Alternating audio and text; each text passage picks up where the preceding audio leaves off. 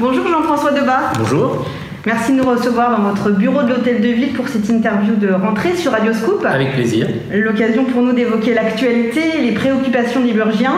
Avec vous donc qui avez été réélu maire de Bourg-en-Bresse pour un 3e mandat il y a quelques mois. Donc premier sujet ce matin, l'actuelle crise sanitaire liée à la Covid-19. Le département de l'Ain est passé au rouge le 7 septembre dernier. Est-ce qu'ici, à Bourg, qu'est-ce que ça change finalement au quotidien ici à Bourg ? Vous savez, le passage en zone rouge n'a pas, par lui-même, des impacts mécaniques. Il n'y a pas un statut de la zone rouge et un statut de la zone verte. Il veut simplement dire que nous avons encore plus de vigilance à avoir et plus de précautions à prendre pour éviter la propagation accélérée du virus. Dans notre département, la propagation était la plus forte dans le Pays de Gex, sur le bassin de Oyonnax et un peu sur la plaine de l'Ain. Dans le bassin, les 250 000 habitants du grand bassin de Bourg-en-Bresse, il y a une accélération, mais elle n'est pas du même niveau. Les conséquences que j'en ai tirées avec la préfète, c'est pour le moment pas besoin d'imposer le port du masque sur l'espace public parce que la situation ne le justifie pas et je souhaite que cela dure. C'est précaution maximale pour le Tour de France par exemple, avec une zone d'exclusion et avec des précautions qui devront être prises par les spectateurs, notamment le masque obligatoire et le fait de ne pas s'agglutiner. C'est l'imposition, l'obligation du port du masque par arrêté pour toutes les manifestations qui génèrent un rassemblement important sur le domaine public, comme ça a été le cas de la rentrée des assos samedi dernier.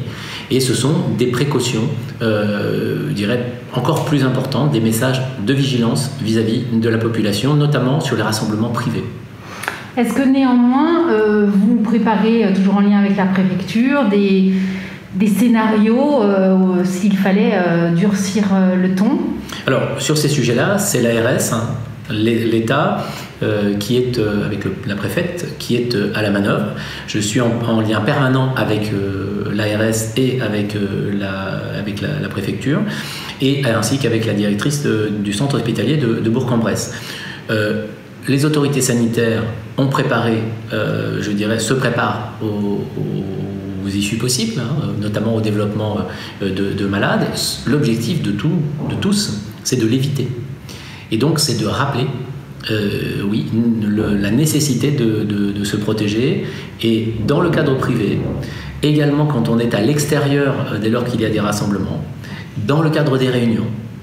Et oui, je le dis, il y a eu des atermoiements. Le gouvernement porte une lourde responsabilité parce qu'il a introduit pendant 2 mois dans la tête des gens que le masque n'était peut-être pas si indispensable que cela.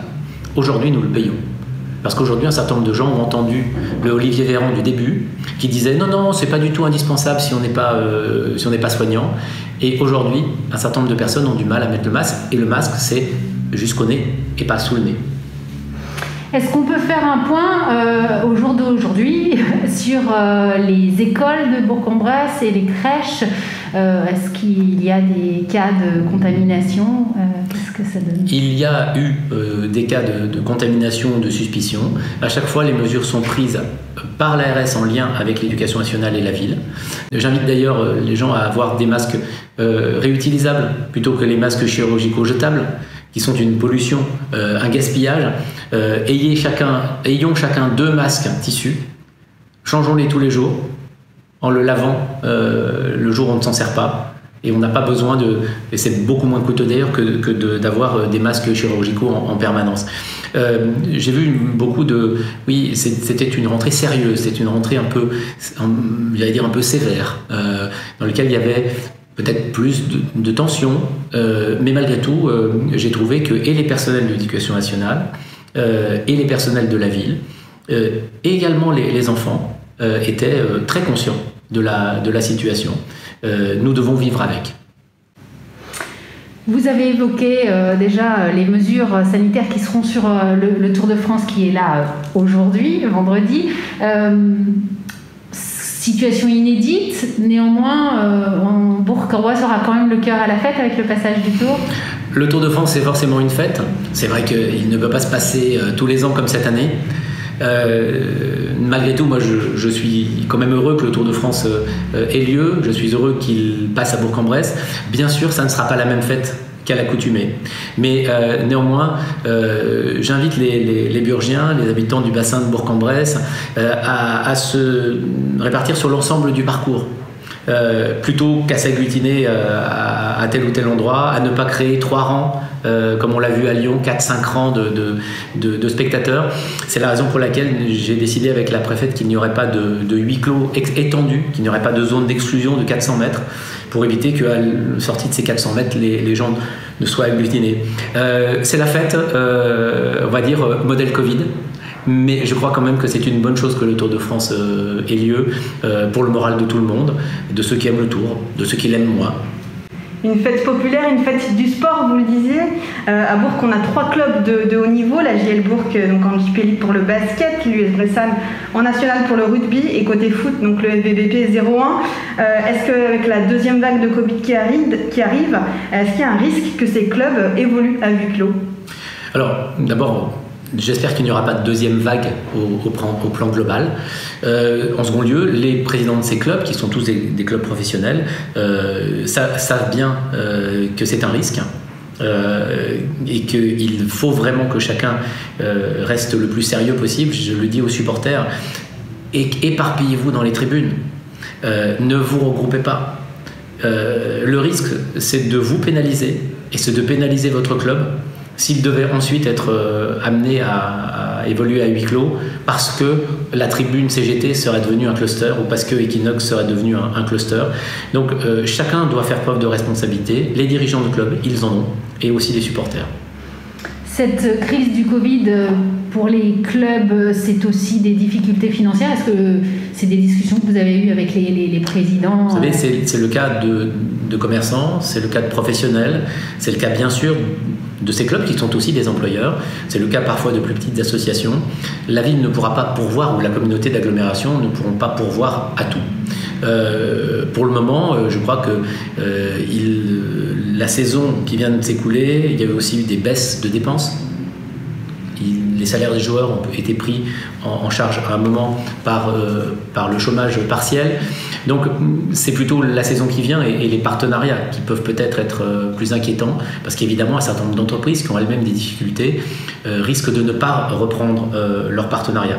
Au-delà, moi je veux vous dire mon sentiment, bien sûr je serai attentif aux difficultés de ces clubs, mais dans cette situation, ils ne m'ont pas demandé et je ne leur ai pas non plus promis qu'on boucherait les trous.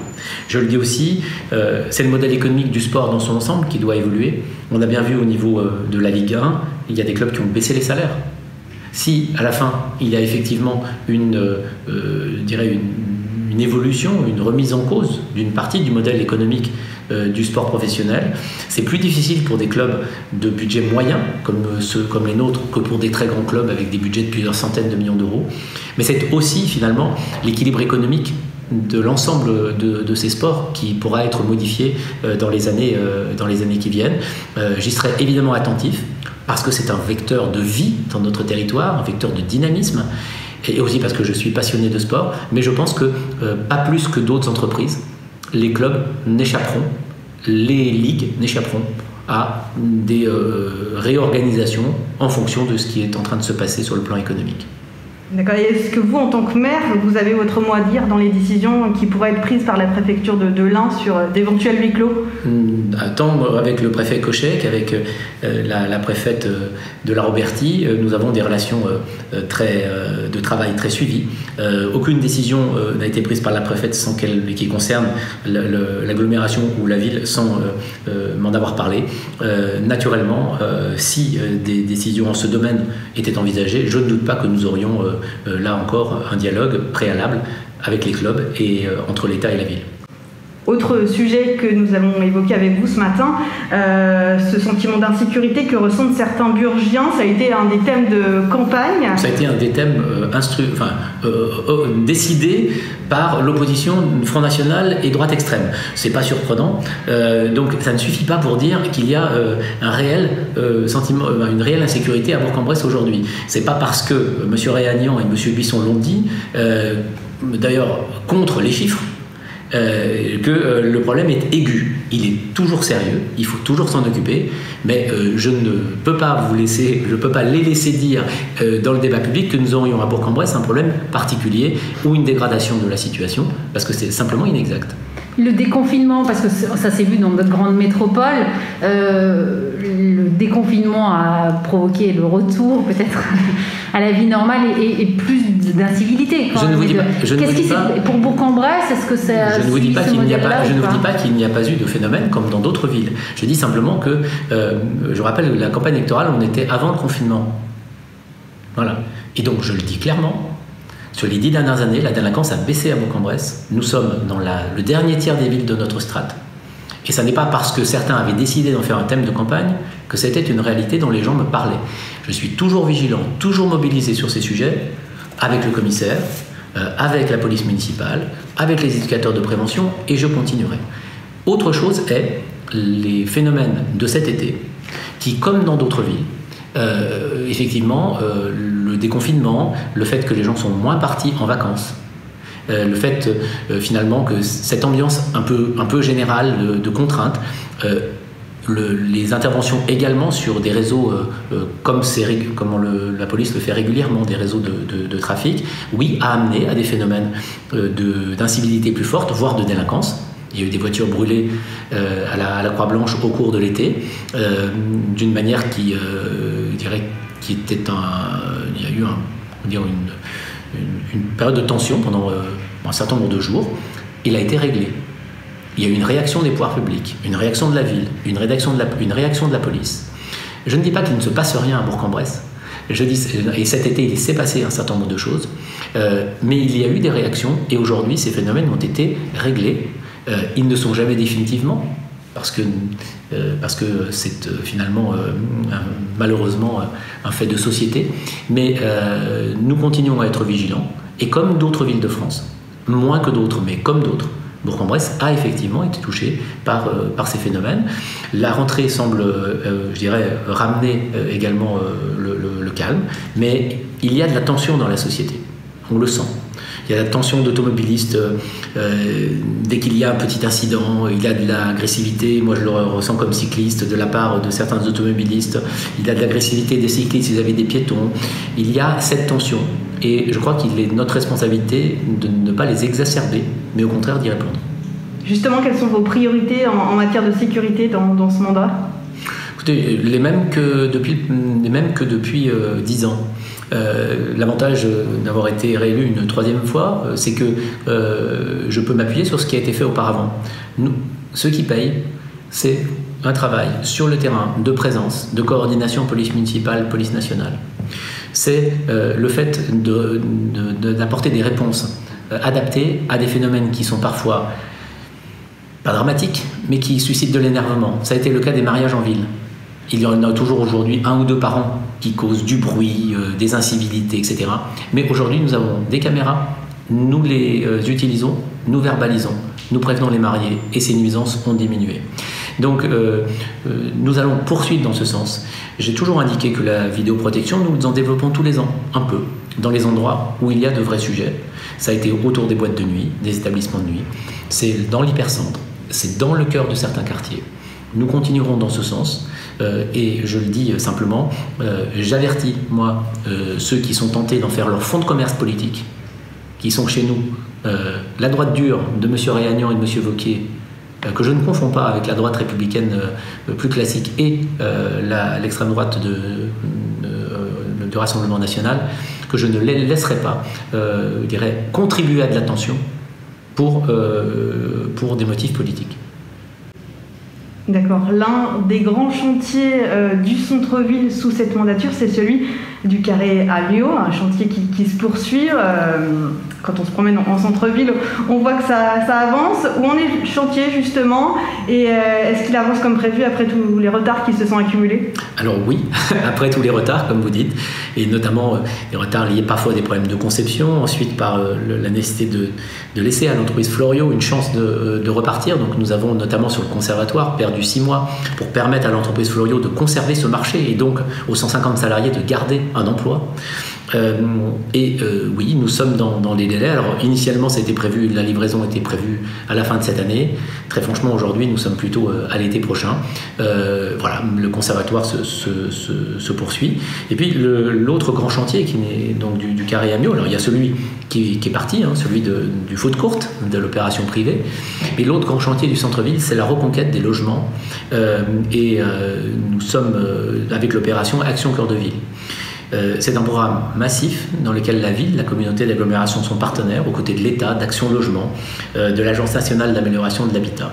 L'objectif, il est par exemple de se porter acquéreur de fonciers, de bâtiments, comme par exemple l'ancien Casa, l'ancien bâtiment Bennett, qui ont du commerce au rez-de-chaussée qui n'existe plus vraiment aujourd'hui, des logements à réhabiliter à l'étage, pour pouvoir acheter, le cas échéant, ces fonciers, ces bâtiments, les réhabiliter, les remettre sur le marché, au niveau commerce comme au niveau logement.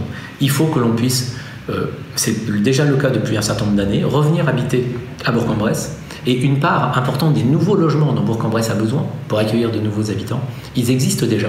Ils sont au centre-ville, ils sont dans les faubourgs. Avenue Jean Jaurès, boulevard Jean Jaurès, Victor Hugo, parfois la rue Charles Robin et l'hypercentre. Et c'est là que nous allons mettre le paquet pour redonner à ces logements une vraie qualité, pour donner à des familles, à des ménages, l'envie de se réinstaller en centre-ville. Ces projets justement donc d'attractivité du centre-ville dont on voit qu'ils vous tiennent à cœur, est-ce que là-dessus ou sur d'autres sujets, avec encore une fois la crise du Covid qui a entraîné une crise sanitaire, on sait que les collectivités locales, elles vont, comme vous avez dit, certaines entreprises évidemment avoir des baisses de revenus. Est-ce que ça va vous obliger à faire des arbitrages? Est-ce que c'est beaucoup trop tôt dans votre mandat pour déjà annoncer et renoncer à des choses, même le cœur lourd? Est-ce que la gestion là vraiment du budget dans les années qui viennent, on vous sait très... Il y a deux sujets différents. Il y a la ville et il y a la communauté d'agglomération, Grand Bourg agglomération. Pour la ville, nos pertes sont d'abord la perte de la taxe d'habitation qui est remplacée par l'État. Donc c'est l'État qui assèche nos recettes par une compensation qui ne suivra pas l'évolution qu'avait auparavant la taxe d'habitation. Bonne nouvelle pour les contribuables, mauvaise nouvelle pour la ville. Le deuxième élément, c'est bien sûr les dépenses supplémentaires et les baisses de recettes que nous avons cette année en 2020. Notamment, pour les exemples, on n'a pas payé le parking pendant très longtemps, c'est normal, mais il n'y a pas de rentrée. Les droits de mutation, nous percevons, il y a eu moins de ventes, donc on percevra moins. Il y a eu des dépenses supplémentaires, l'achat de masques, la distribution de masques aux burgiens, tout ceci va peser sur les finances de la ville en 2020. J'espère qu'en 2021, nous arrivions à retrouver à peu près la situation telle qu'elle était avant. Donc pour la ville, ce que nous allons avoir à faire, c'est un phasage des investissements. Aucun investissement ne sera arrêté. Ce qui est possible, c'est qu'il soit un peu plus étalé dans le temps. Mais nous allons faire la réhabilitation lourde de nos écoles, la poursuite de la réhabilitation des écoles. Nous allons poursuivre les aménagements cyclables qui sont nécessaires pour passer à une autre manière de se déplacer.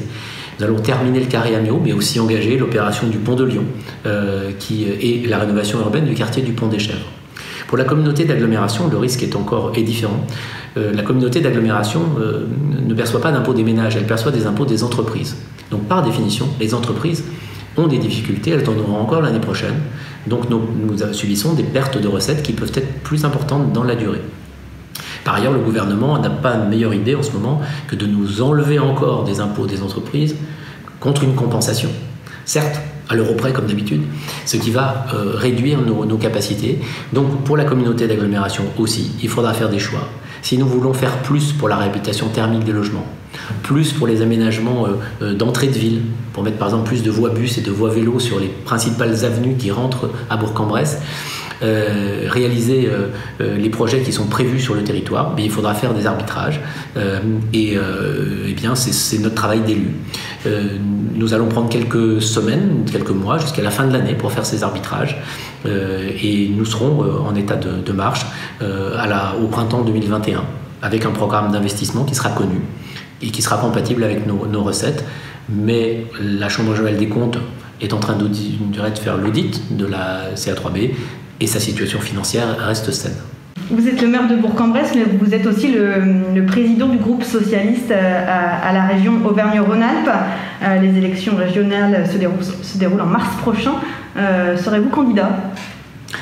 Je suis intéressé et je serai motivé pour qu'il y ait une alternative de gauche, sociale, écologiste, humaniste, à la politique ultra-droite, ultra-dure, anti-écologiste, anti-sociale que mène Laurent Wauquiez, qui a coupé les crédits pour la politique de la ville, qui a coupé les crédits pour les plus modestes, qui n'a pas engagé de nouveaux chantiers pour engager la région dans la transition écologique.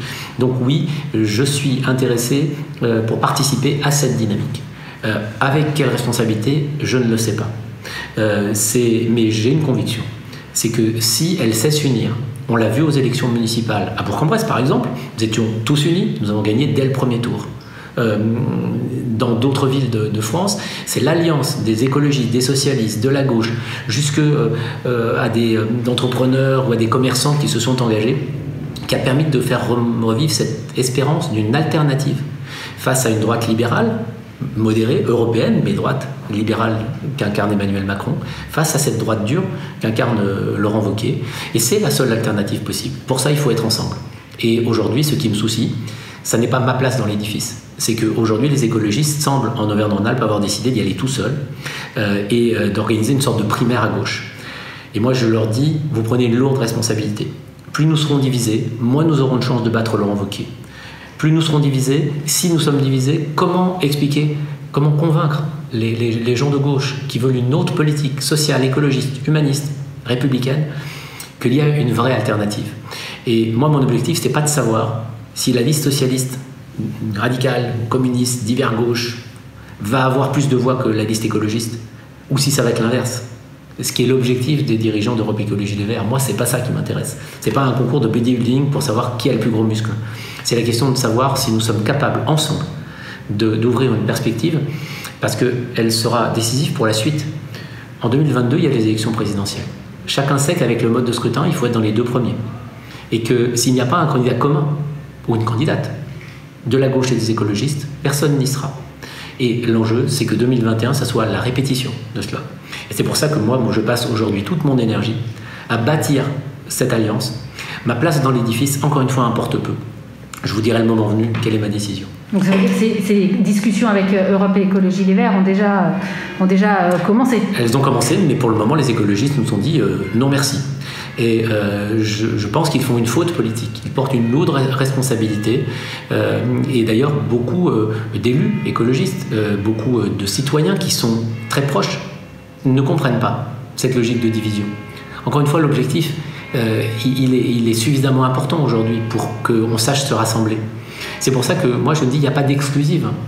Si nous nous retrouvons et qu'à la fin, c'est un candidat tête de liste écologiste, parce qu'ailleurs, dans d'autres régions de France, ce sera une tête de liste socialiste, je respecterai cet arbitrage. Ce qu'il faut, c'est se parler, et ce qu'il faut, c'est avoir la volonté d'aller de l'avant. C'est bien ce à quoi je travaille aujourd'hui, et c'est aussi la raison pour laquelle nous avons décidé de ne pas, pour le moment, désigner de tête de liste régionale, pour toujours tendre la main et être dans une logique de rassemblement. Parce qu'encore une fois, en politique, quand on est divisé, on perd.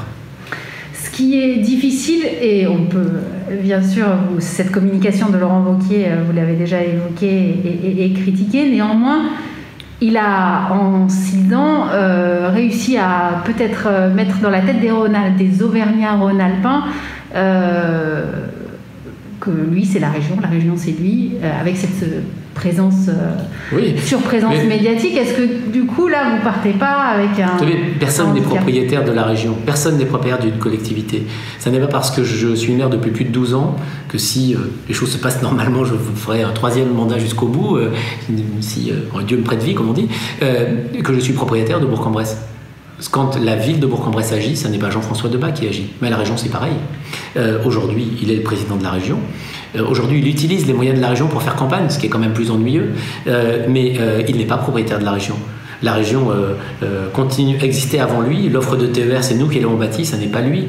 Les outils de développement économique, c'est ceux que nous avions mis en place qui sont toujours ici et ça n'est pas lui. Il a apporté un certain nombre de choix que je conteste pour partie. Mais au moment d'une élection, tout est remis à zéro. Et au moment d'une élection, vous savez, les éléments de bilan interviennent, mais les éléments de perspective aussi. Et aujourd'hui, les perspectives que Laurent Wauquiez trace pour la région Auvergne-Rhône-Alpes ne sont pas motivantes. Elles n'engagent pas la région dans l'avenir, dans la transition énergétique, dans la transition écologique. Aujourd'hui, nous sommes dans une logique de com et de clientèle. Et donc, je suis sûr qu'au moment d'une élection, les cartes étant rebattues, eh bien, les Auvergnats et les Rhône-Alpins s'en rendront compte. Mais ce que vous dites est vrai. Laurent Wauquiez est suffisamment... il est sortant. C'est un adversaire redoutable. Raison de plus pour ne pas arriver divisé sur le champ de bataille. Merci. Merci à vous. Merci beaucoup Jean-François Debat pour cette interview de rentrée sur Radioscoop. Merci à vous.